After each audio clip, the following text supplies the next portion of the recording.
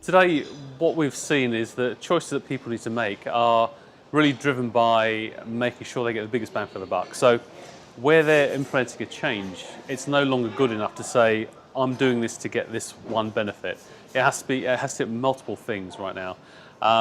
Clearly, so a big drive for benefit and automation has really been around moving to post-trade in a more real-time way. So, I want to make sure that I know what my exposure is today. I want to make sure my returns are processed in real time.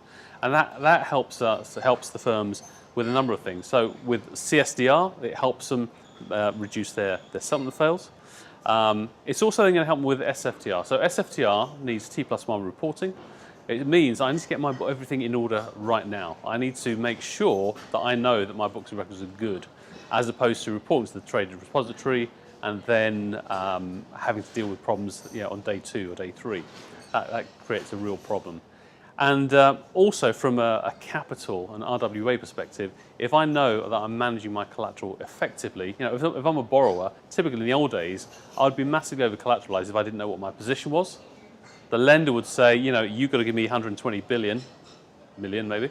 But actually, my book says 100, but I'll just give them that extra 20 million because I can't prove them wrong otherwise. So that these days clearly has a massive impact on RWA and regulatory capital. So the drivers are, I guess, mostly driven by regulation, but it has to hit a lot of different things as well as the efficiency point. Well, I think the real pressing thing right now is around SFTR. We don't have an exact implementation date just now, but the expectation is that we will have ratification or going through into the journals of the European Union in about what we're saying, sort of 4-5 months' time. Seems to be the general view, even though the European Commission haven't confirmed that, and therefore implementation and compliance 12 months after that.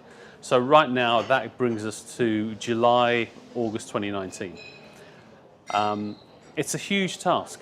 Firms have seen this. The data requirements are huge. The matching requirements are huge. Are things that people have not had to do to date. There's also data requirements that actually, in terms of managing your trades, your risk, any of that just hasn't been relevant to firms. So sourcing that information, it has been quite difficult. So I think many firms are engaged right now and are taking steps towards to look and see how they comply. But time is short, really, and we need to get firms up and running and engaged in making sure they can meet their obligations. What we've done over the years is focused heavily on post-trade, and we've always been based in the securities finance world. So the level of specialism that we've built up in that space has been growing and growing.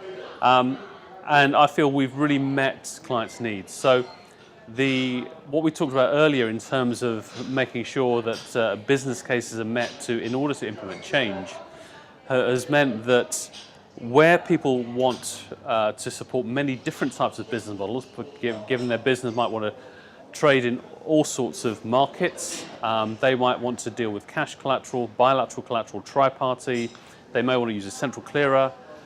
What Pirum is helping to do is implement all those models by using a single post-trade platform. So it means that I might be trading on Elixium, I might be trading on Equilend, I might be using tri-party agents, I might be clearing centrally.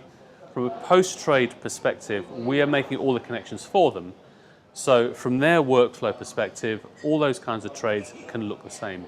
So standardization of that post-trade model, giving them real-time visibility so they know exactly where their positions are throughout the day. It means that they're becoming efficient, so don't need as many people to process their business. They're managing risk, and actually they have a direct impact on P&L because they're better enabled to manage RWA and that regulatory capital as a result of that.